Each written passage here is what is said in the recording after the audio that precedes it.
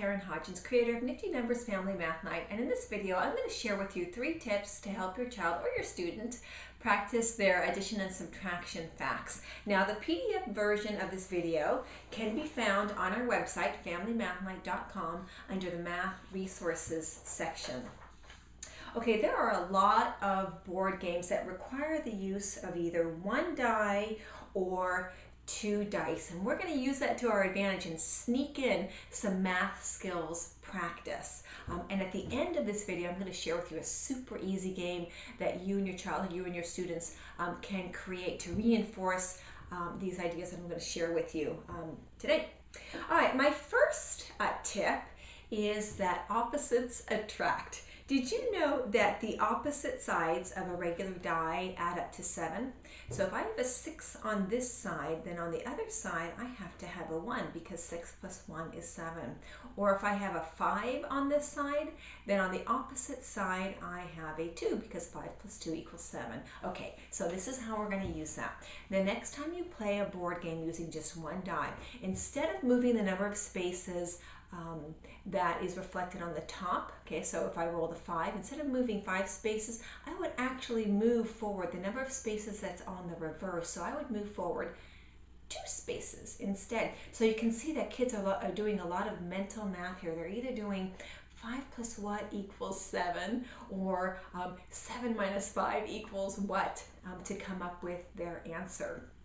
Okay, now there's a little variation on this. If you want to work on different number facts, because this would be working with the number facts to 7, then you can take an address, a label, the sticky ones, and cut it so that it's the size of the face of your die, okay?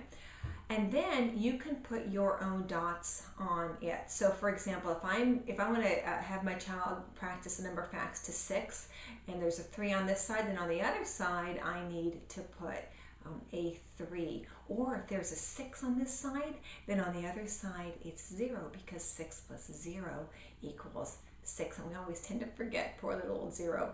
Or a 1 and a 5. Okay, so see how easy it is to change that die to reflect the number facts that you want to practice.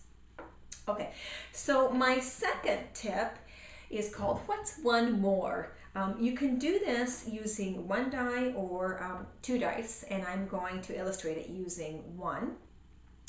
Say you roll a 3, instead of moving 3 spaces forward, you're actually going to move forward 1 more than 3. So I would move 4 spaces forward. If I rolled a 6, I would move 1 more than 6, or I would move 7 spaces. And you can actually do some variations on this as well. You can have them move 1 less, or 2 more, or whatever you want. And again, it works with 2 dice as well. Okay, and my third tip I call What's the Diff? And in this case, you're going to be using 2 dice, and you're going to take the difference between the 2 numbers rolled. So if I rolled a 6 and a 3, then I would move the number of spaces forward. That's the difference between 6 and 3, and that would be 3. So I would move 3 spaces forward. If I rolled a let's see, a 4 and a 2, I would move 2 spaces forward because that's the difference between 4 and 2, and so forth. Okay. Now, there's a super easy game that kids love to play, and it simply requires that you create a 4x4 grid. It's actually called bingo, and all kids know bingo, right? But there's a little bit twist on that. So you create a 4x4 grid, and students or kids are going to fill in the grid according to the range of numbers that you are working on. Now this particular one here is for rolling 2 dice and adding the dice together and then putting their marker on the particular number. Kids like to fill in their own numbers. It gives them a sense of ownership for that. Now, if you were playing the What's One More, then you would not have a 2 on here because the least amount that you could roll, of course, would be a 1 and a 1. And if you're playing What's One More, then 1 more than 2 would be 3. So you would never be able to get a 2.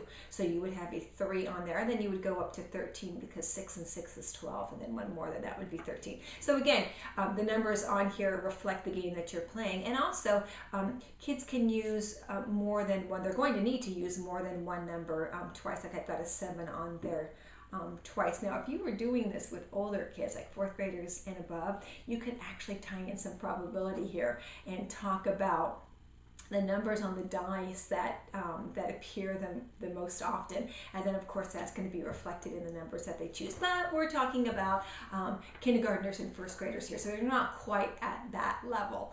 But anyway, super fun game for them to play. Now, here's another tip.